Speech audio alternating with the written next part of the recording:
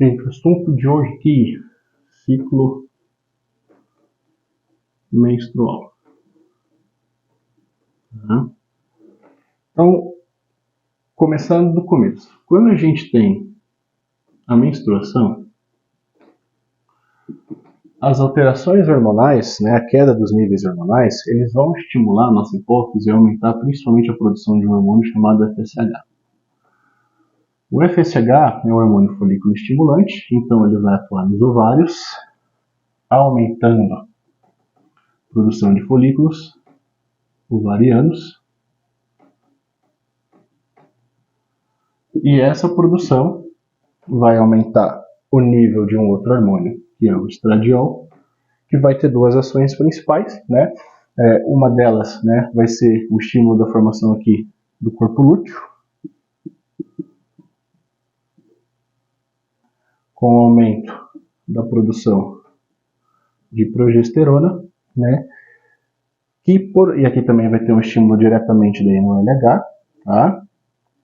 E por sua vez, a progesterona ela vai atuar fazendo uma sinalização negativa no FSH e no LH, que vai induzir uma queda, então, dos níveis de progesterona e de estradiol, que vai fazer com que ocorra a menstruação. Isso de uma maneira bem resumida, tá? Então, o porquê que eu fiz esse vídeo para vocês? Porque tem dois pontos chaves aqui quando a gente vai falar em métodos contraceptivos, tá? Então, a gente tem a utilização das pílulas anticoncepcionais, via orais, e a gente tem os dispositivos intrauterinos, que seriam um efeito mais localizado. Mirena, Carlina, etc.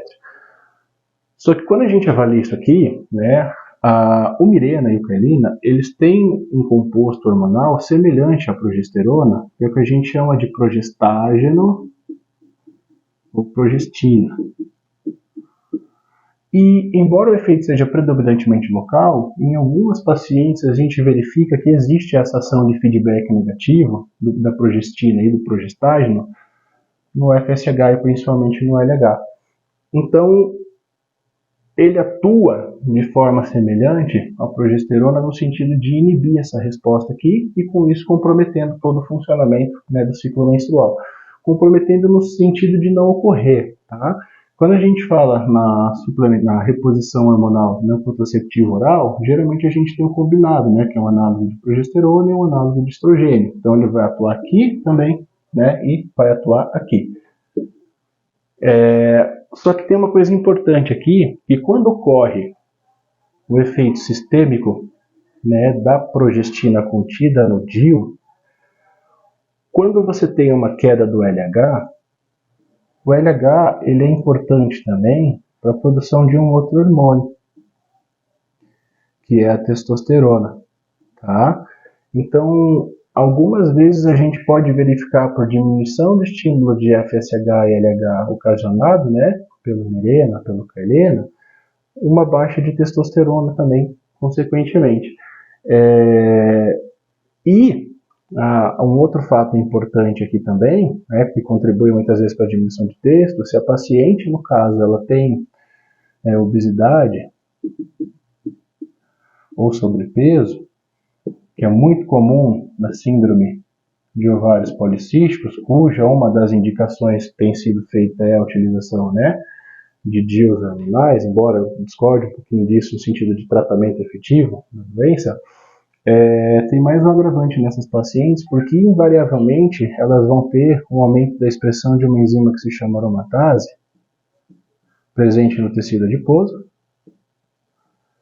e essa aromatase ela estimula a conversão da pouca testosterona que ainda está sendo produzida em estradiol, algumas vezes levando ao aumento dos níveis de estradiol, que vai fazer o quê? Ele vai fazer o feedback negativo aqui também.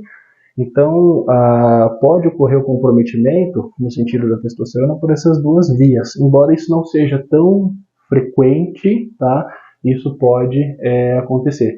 Então, quando a gente fala que as opções de contracepção intrauterinas hormonais, e eu costumo usar essa frase mesmo, não é que elas sejam melhores, eu considero que elas sejam menos piores.